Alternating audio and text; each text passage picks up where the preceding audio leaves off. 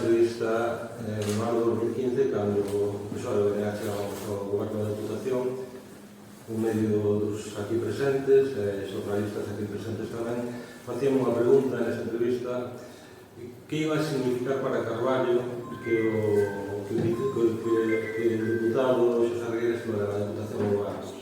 Eu recordo moi ben aquela resposta, porque creo que simplifica moi ben o que hoxe facemos aquí.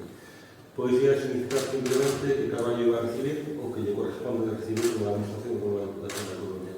E Carballo pasou de 700.000 euros a 2 millóns e pico que está recibindo agora mesmo, pero non é unha cousa de Carballo, é unha cousa que lle pasou a todos os concellos da provincia, que duplicaron e triplicaron o que recibían da Diputación da Coruña en base a criterios obxectivos, iguales para todos e totalmente transparentes.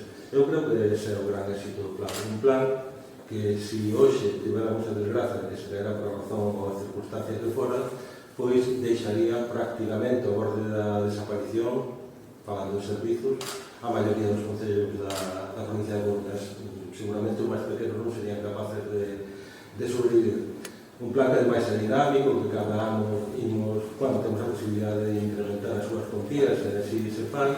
É un plan que é capaz de transferir iso aos concellos, algo que eu creo que é un reto de todas as forzas políticas do arco parlamentario estatal, non? Que é ese traballo pendente que é a financiación local, tratar as administracións locais, os concellos, como administracións maduras e como administracións responsables a hora de gestionar recursos. Eso foi o que fomos capaces de conseguir na Diputación, o actual goberno. Estamos moi orgullosos. Eu vou rematar xa aquí, simplemente tamén reclamando algo que por xustiza tamén se nos debería recoñecer, como acaba de recoñecer tamén o alcalde de Carballo.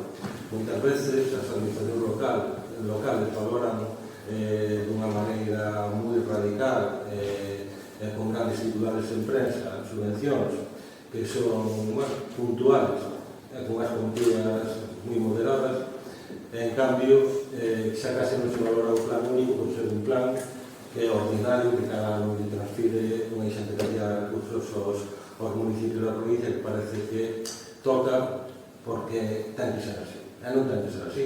Pode ser cambiar tamén de goberno nunha administración, e apoia que o plan pasa a ser un plan de 125 millóns como vai ser este ano, e volve a ser un plan de 25 millóns e medio, como era non hai tanto tempo antes de chegarnos a esa administración pública. Por tanto, eu creo que hai que reivindicar este plan.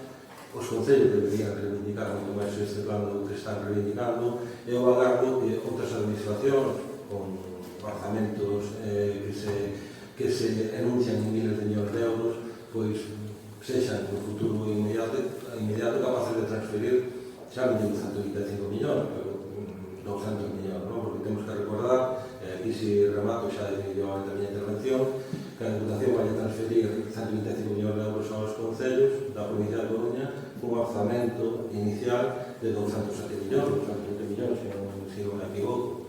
A Xunta de Galicia ten 11.400 millóns de orzamento e, con criterios obxectivos, as administracións locais vai transferir, as 313 de Galicia, vai transferir en torno a 140 millóns.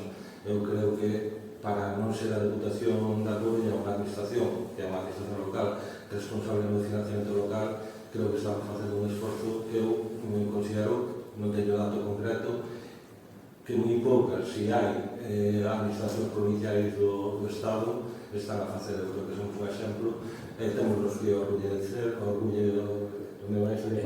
ser orgullosos e reivindicar ese esforzo que facemos, restándonos capacidade para outras cousas que tamén dentro da Diputación temos que acometer, non? Porque temos persoal, servizos, edificios, patrimonio, etc., pero que en todo caso antepoñemos ese esforzo para que os concellos podan sobrevivir e ter recursos suficientes para facer fronte ás necesidades e ás urxencias que teñen agora mesmo. Nada máis.